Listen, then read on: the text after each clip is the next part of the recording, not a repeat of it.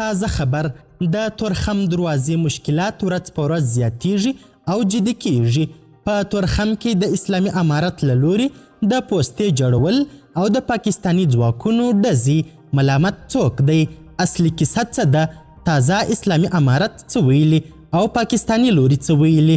دا هغه موضوعات دي چې موږ یې حقیقتونه په همدې ویډیو کې راټول کړي دي. نو ویډیو تر پایه وګورئ. په سلامونو مو هرکلی کوم. قدرمنو لیدونکو مشال پریس ته ښه راغلاست.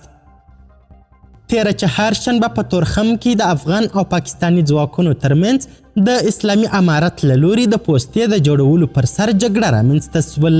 جګړه هغه وخت رامنځته سول چې اسلامي امارت د څو لسیزو مخکې ورانه پوسته جوړول او پاکستاني ځواکونو پرې ډزې وکړې چې په ترڅ کې 4 افغاني مجاهدین په شهادت ورسېدل او پاکستاني لور ته هم تلفات واوښتل. له هغې جګړې راهیسې چې نن 8مه ورځ ده، پاکستاني لوري د تورخم دروازه د هر ډول تګ راتګ پر مخ تړلې ده چې دواړو خواو ته په زیات شمیر موټرونه او خلک بند پاتې دي. اسلامي امارت هم په ځلونو ترې غوښتنه کړې ده چې یا د دروازه باید پرانیستل سي، خو پاکستان یې نه مني. خو ولې؟ پاکستان ولې د تورخم دروازه نه خلاصوي؟ د پاکستان د بهرنیو چارو وزارت تېره ورځ وویل چې تر هغو به د تورخم دروازه خلاصه نه کړو تر څو چې د افغانستان اسلامي امارت په پاکستان کې د امنیت ډاډ نه وي ورکړی. لنډه دا پاکستان غواړي چې افغان طالبان ورسره د TTP یعنی تحریک طالبان پاکستان په له منځه وړلو او یا هم ورسره اوربند کولو کې له خپل نفوذه په پوره استفاده مرسته وکړي. پاکستان په ډاګه ویلي چې تر هغې تورخم نه پرانیستل کیږي تر څو چې افغان طالبانو ورسره د همکارۍ ژمنه نه وي کړې. خو د اسلامي امارت د کورنیو او بهرنیو چارو وزارتونو هم پاکستان ته تازه سخت غبرګون ښودلی.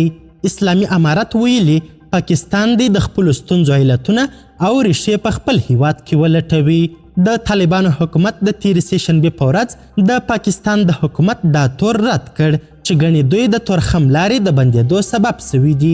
د کورنیو چارو وزارت ویاندوی عبدالمتین قانع اسوسییټډ پریس خبري اژانس ته ویلي په پولو کې دا ډول پیښې رامنځته کیږي.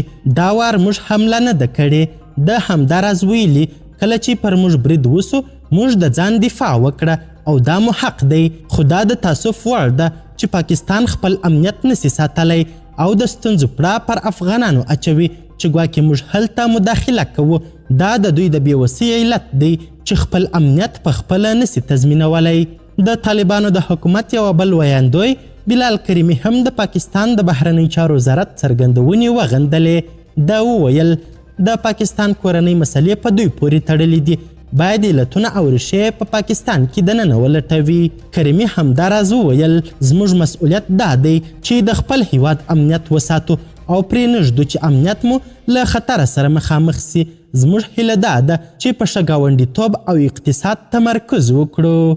قدرمنو لیدونکو د ویډیو له کتلو مو نړۍ مننه. د لا زیاتو او نورو لحظه پر لحظه خبري مطالبو لپاره زموږ همدغه مشال پریس یوټیوب چینل سبسکرایب کړئ. تر بیا او بلې ویډیو ښه وخت ښې چارې. د الله په امان.